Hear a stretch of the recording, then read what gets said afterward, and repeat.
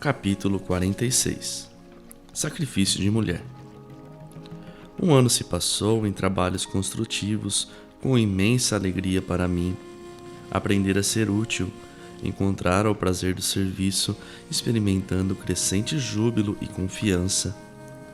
Até ali, não voltara ao lar terrestre, apesar do imenso desejo que me espicaçava o coração.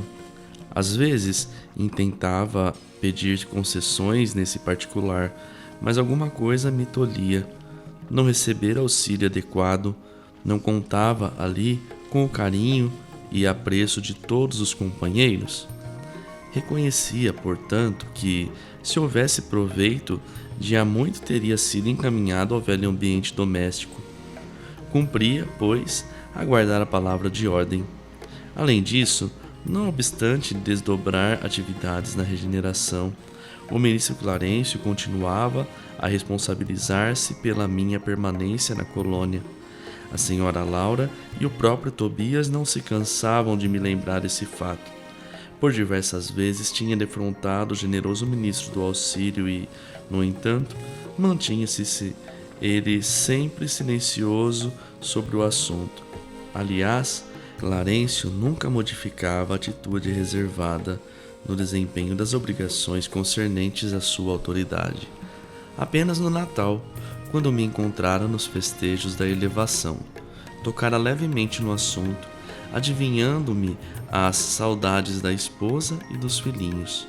Comentara as alegrias da noite e asseverara não andar longe o dia em que me acompanharia ao ninho familiar. Agradeci comovidamente, esperando cheio de bom ânimo.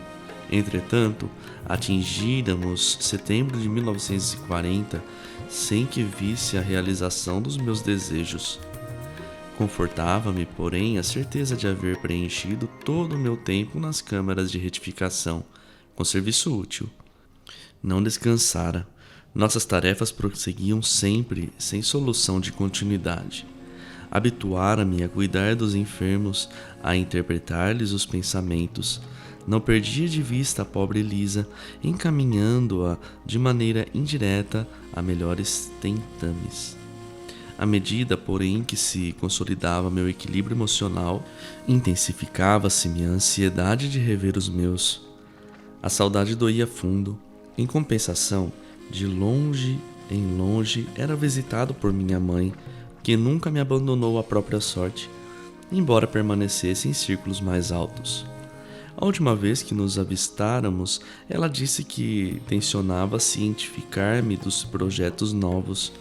Aquela atitude maternal de suave conformação nos sofrimentos morais que lhe feriam a alma sensível comovera-me profundamente. Que novas resoluções teria tomado? Intrigado, esperei-lhe a visita, ansioso de conhecer-lhe os planos. Com efeito, nos primeiros dias de setembro de 1940, minha mãe veio às câmaras e, depois das saudações carinhosas, comunicou-me o propósito de voltar à terra. Em tom afetuoso explicou o projeto, mas, surpreendido e revoltado com semelhante decisão, protestei. Não concordo. Voltar a senhora à carne? Por que internar-se de novo no caminho escuro, sem necessidade imediata? Mostrando sobre a expressão de serenidade, minha mãe ponderou. Não consideras a angustiosa condição de teu pai, meu filho? Há muitos anos trabalho para reerguê-lo e meus esforços têm sido improfícuos. Laerte até hoje um cético de coração envenenado. Não poderia persistir em semelhante posição, sob pena de mergulhar em abismos mais profundos. Que fazer, André? Terias coragem de revê-lo em tal situação, esquivando-te ao socorro justo? Não, respondi impressionado. Trabalharia por auxiliá-lo, mas a senhora poderá ajudá-lo mesmo daqui. Não duvido. No entanto, os espíritos que amam verdadeiramente não se limitam a estender as mãos de longe. De que nos valeria toda a riqueza material se não pudéssemos estendê-la aos entes amados? Poderíamos acaso residir num palácio relegando os filhinhos à intempérie? Não posso ficar à distância.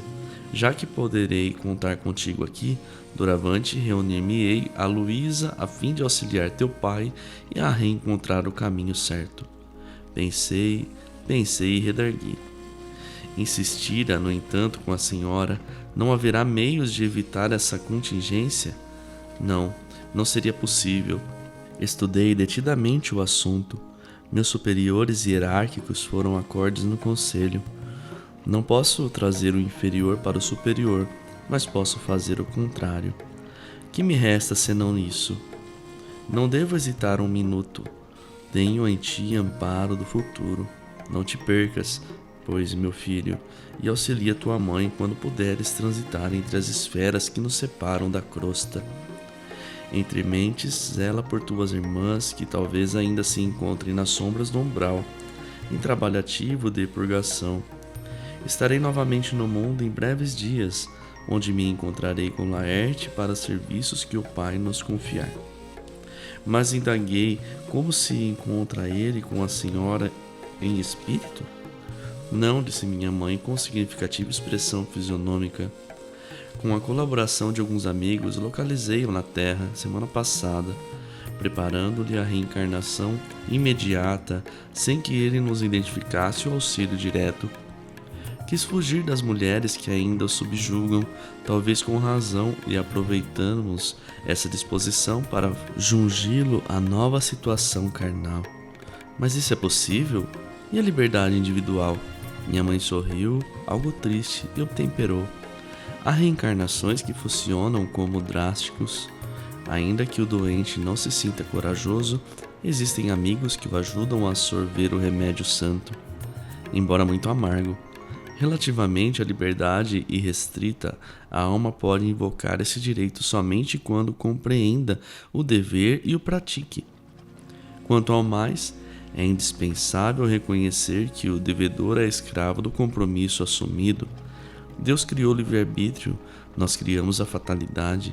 É preciso quebrar, portanto, as algemas que fundimos para nós mesmos. Enquanto me perdi em graves pensamentos, continuou ela, retomando as anteriores observações. As infelizes irmãs que perseguem, entretanto, não o abandonam, e, não fosse a proteção divina por intermédio de nossos guardas espirituais, talvez lhe subtraíssem a oportunidade da nova reencarnação. Deus meu! Exclamei. Será então possível? Estamos à mercê do mal até esse ponto? Simples joguetes em mão dos inimigos? Essas interrogações, meu filho, esclareceu minha genitora muito calma, devem pairar em nossos corações e em nossos lábios, antes de contrairmos qualquer débito e antes de transformarmos irmãos em adversários para o caminho. Não tomes empréstimo a maldade. E essas mulheres, indaguei, que será feito dessas infelizes? Minha mãe sorriu e respondeu, serão minhas filhas daqui a alguns anos. É preciso não esqueceres que irei ao mundo em auxílio de teu pai. Ninguém ajuda eficientemente, intensificando as forças contrárias, como não se pode apagar na terra um incêndio com petróleo. É indispensável amar, André. Os que descreem perdem o rumo verdadeiro, peregrinando pelo deserto. Os que erram se desviam da estrada real, mergulhando no pântano. Teu pai é hoje um cético, e essas pobres irmãs suportam pesados fardos na lama da ignorância e da ilusão.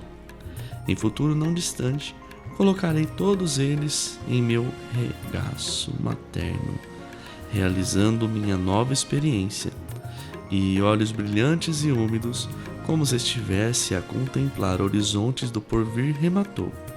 E mais tarde, quem sabe talvez você regresse a nosso lar, cercada de outros afetos sacrossantos, para uma grande festividade de alegria, amor e união. Identificando-lhe o espírito de renúncia, ajoelhei-me e beijei-lhe as mãos.